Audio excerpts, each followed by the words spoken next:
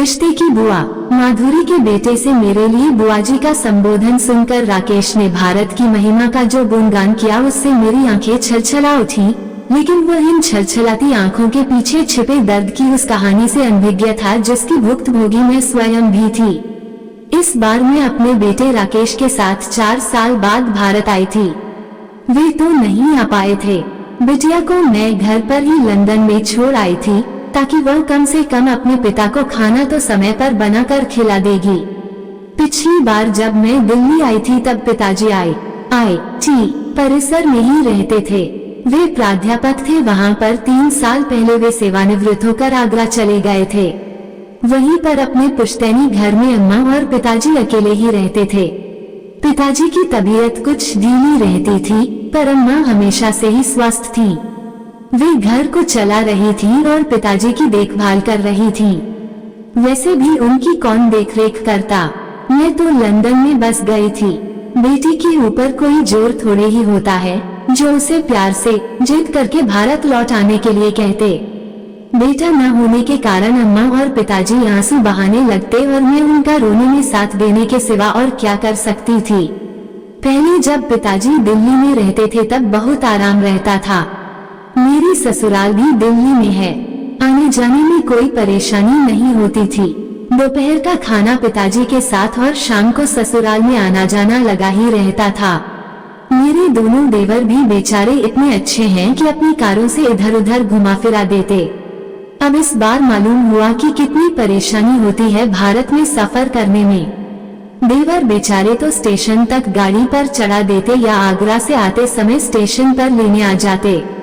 बाकी तो सफर की परेशानियां खुद ही उठानी थी। वैसे राकेश को रेलगाड़ी में सफर करना बहुत अच्छा लगता था। स्टेशन पर जब गाड़ी खड़ी होती तो प्लेटफॉर्म पर खाने की चीजें खरीदने की उसकी बहुत इच्छा होती थी। मैं उसको बहुत मुश्किल से मना कर पाती थी। आगरा में मुझे 3 दिन रुकना था क्योंकि 10 दिन बाद तो हमें लंदन लौट जाना था। बहुत दिल टूट रहा था। मुझे मालूम था ये 3 दिन अच्छे नहीं कटेंगे। मैं मन ही मन रोती रहूंगी। अम्मा तो रह कर आंसू बहाएंगी ही और पिताजी भी बेचारे अलग दुखी होंगे।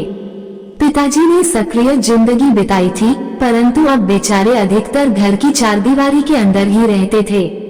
कभी भी अम्मा उनको घुमाने के लिए ले तो जाती थी, परंतु यही डर लगता था कि बेचारे लड़खड़ा कर गिर न पड़े। रेलवे स्टेशन पर छोटा देवर छोड़ने आया था। उसको कोई काम था, इसलिए गाड़ी में चढ़ा कर चला गया। साथ में वह कई पत्रिकाएं भी छोड़ गया था। राकेश एक पत्रिका देखने में उलझा हुआ था। मैं भी एक कहानी पढ़ने की कोशिश कर रही थी, पर अम्मा और पिताजी की बात सोचकर मन बोझिल हो रहा था।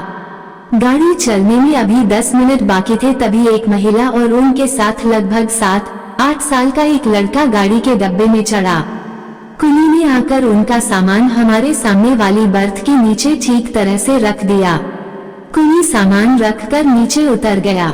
वो महिला उसके पीछे पीछे गई। उनके साथ आया लड़का वहीं उनकी बर्थ पर बैठ गया। कुली को पैसे प्लेटफॉर्म पर खड़े एक नवयुवक ने दिए। वो महिला उस नवयुवक से बातें कर रही थी। तभी गाड़ी ने सीटी दी तो महिला डब्बे में चढ़ गई। अच्छा दीदी, जीजाजी से मेरा नमस्ते कहना, उस नवयुवक ने खिड़की में से झांकते हुए कहा। वो महिला अपनी बर्थ पर आकर बैठ गई। अरे बंटी, तूने मामाजी को जाते हुए नमस्ते की या नहीं?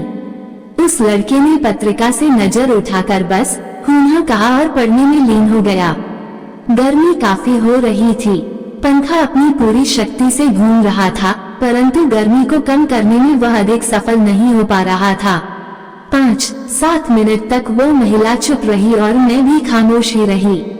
शायद हम दोनों ही सोच रही थी कि देखे कौन बात पहले शुरू करता है। आखिर उस महिला से नहीं रहा गया। पूछी, बैठी, कहाँ जा रही हैं आप? आगरा जा रहे हैं। और आप कहाँ जा रही हैं?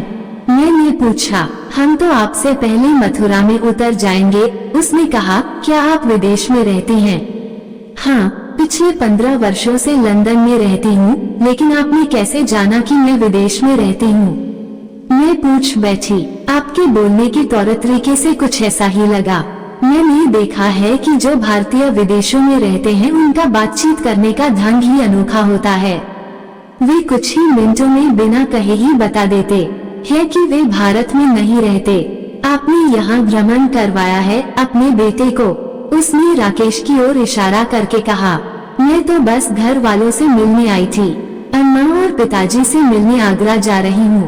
पहले जब वे हौज खास में रहते थे तो कम से कम मेरा भारत भ्रमण का आधा समय रेलगाड़ी में तो नहीं बीतता था। मेरे लहजे में शिकायत थी। आपके पिताजी हौज खास में कहाँ रहते थे? उसने उत्सुकता से पूछा। पिताजी हौज खास में IIT में 20 साल से अधिक रहे। मैंने कहा, अब सेवानिवृत्त होकर आगरा में रह रहे हैं। आपके पिताजी IIT में थे, क्या नाम है उनका?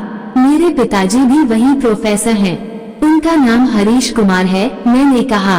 मेरे पिताजी का नाम सुनकर वह महिला सनसी रह गई। उसका चेहरा फक पड़ गया।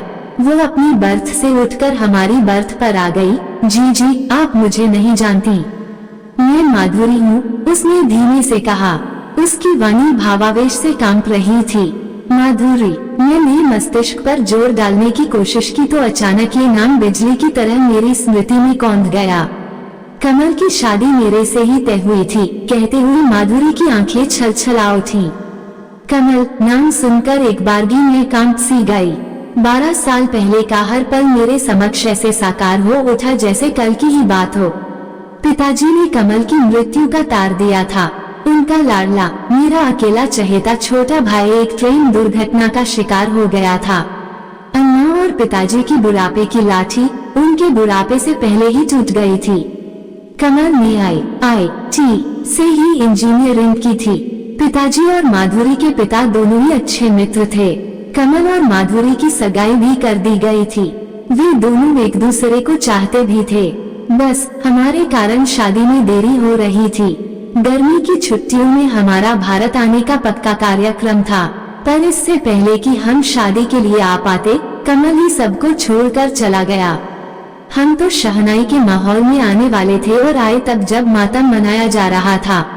मैंने माधुरी के कंधे पर हाथ रखकर उसकी पीठ सहलाई। राकेश मेरी ओर देख रहा था कि मैं क्या कर रही हूँ। मैंने राकेश को कहा, तुम भोजन कक्ष में जाकर कुछ खा पी लो और बंटी को भी ले जाओ।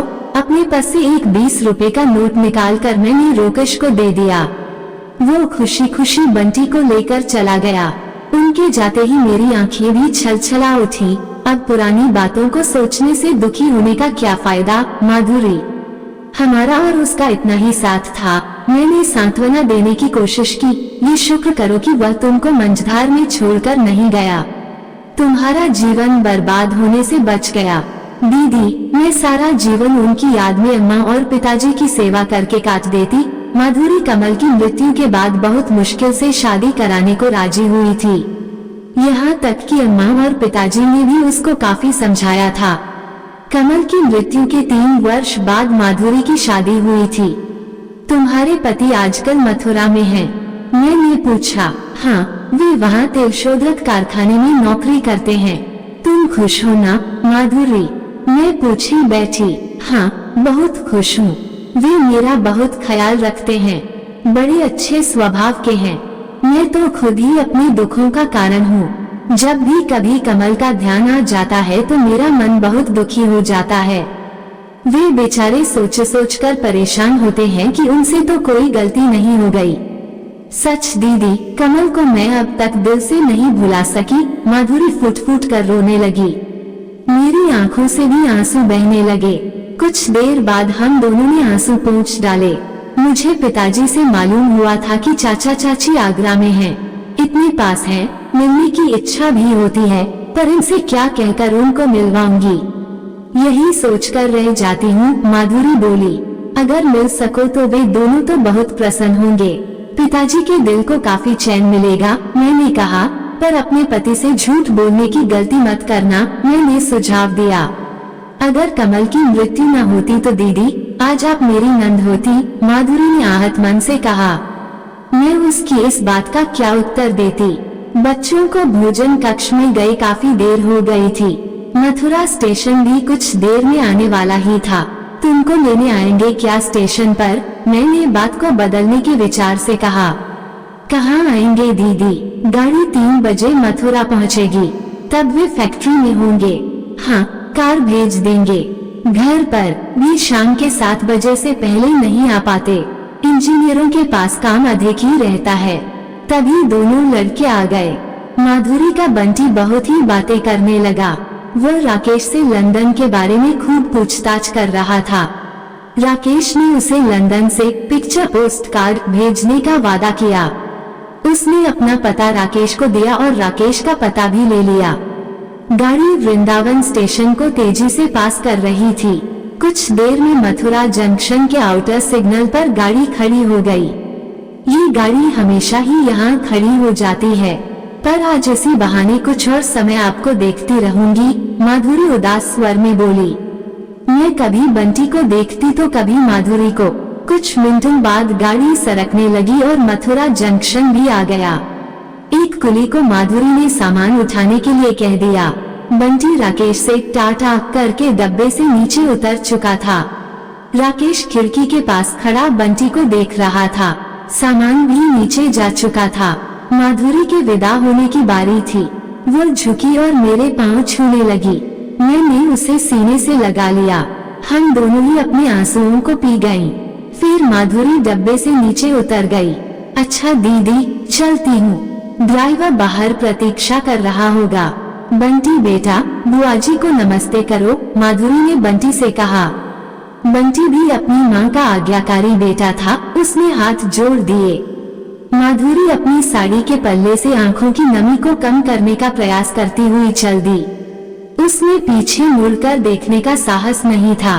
कुछ समय बाद मथुरा जंक्शन की भीड़ में ये दोनों आंखों से ओझल हो गए। अचानक मुझे ख्याल आया कि मुझे बंटी के हाथ में कुछ रुपए दे देने चाहिए थे। अगर वक्त ही साथ देता तो बंटी मेरा भतीजा होता, पर अब क्या किया जा सकता था पता नहीं। बंटी और माधुरी से इस जीवन में कभी मिलना होगा भी कि नहीं। अगर बंटी लड़के की जगह लड़की होता तो उसे अपने राकेश के लिए रोक कर रख लेती। ये सोचकर मेरे होठों पर मुस्कान खेल गई। राकेश ने मुझे काफी समय बाद मुस्कुराते देखा था। वो मेरे हाथ से खेलने लगा। माँ, भारत में लोग अजीब ही होते हैं। मिलते बाद में हैं, पहले रिश्ता कायम कर लेते हैं। देखो, आपको उस औरत ने बंटी की बुआजी बना दिया। क्या बंटी के पिता आपके भाई लगते हैं? राकेश को कमल के बारे में विशेष मालूम नहीं था। कमल की मृत्यु के बाद ही वह पैदा हुआ था। उसका प्रश्न सुनकर मेरी आंखों से आंसू बहने लगे। राकेश घबराया कि उसने ऐसा क्या कह दिया कि मैं रोने लगी। मुझे माफ कर दो माँ, आप नाराज क्यों हो गईं? आप हमेशा ही भारत छोड़ने से पहले जरा सी बात पर रोने लगती हैं। मैंने राकेश को अपने सीने से लगा लिया। नहीं बेटा, ऐसी कोई बात नहीं। जब अपनों से बिछड़ते हैं तो रोना आ ही जाता है। कुछ लोग अपने न होकर भी अपने होते हैं। राकेश शायद मेरी बात नहीं समझा था कि बंटी कैसे अपना हो सकता है। एक बार रेलगाड़ी में कुछ घंटों की मुलाकात में कोई अपनों जैसा कैसे हो जाता है, लेकिन इसके बाद उसने मुझसे कोई प्रश्न नहीं किया और अपनी पत्रिका में खो गया। आपको ये कहानी कैसी लगी हमें कमेंट कर जरूर बताएं। इसी तरह की अच्छी कहानियाँ आप यहाँ पर पढ़ सकते हैं। यहाँ उपस्थित शिक्षाप्रद कहानियाँ आपका मनोरंजन करने के साथ दिशा भी देंगी। तो बने रहिए हमारे साथ और हमारे प्रयास को सफल बनाएं।